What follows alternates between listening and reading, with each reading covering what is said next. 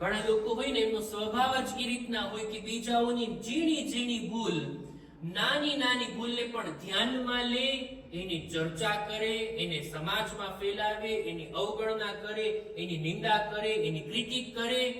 પણ એવી જ ભૂલો, એના કરતા મોટી ભૂલો પોતાની જાતમાં છે એ તો ચાલે, એમાં કઈ વાંધો નહીં. સેપાગ્રાવ મોલા કે છે આવા ના બનો.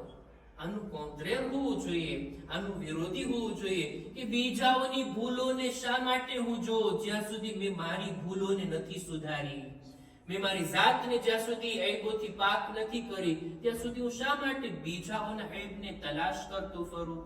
નહજુલ બલાગામાં જ અમીરુલ મુમિનીન એક જગ્યા ઉપર ફરમાવે છે કે અકબરુલ ઐબ અન તઈબ મા ફીક મિથલુહ. સૌથી મોટો ઐબ એ છે ઇન્સાન કે બીજાઓના ઈ ઐબને જુએ, ધ્યાનમાં લે કે જે ઐબ ખુદ પોતાની જાતમાં છે.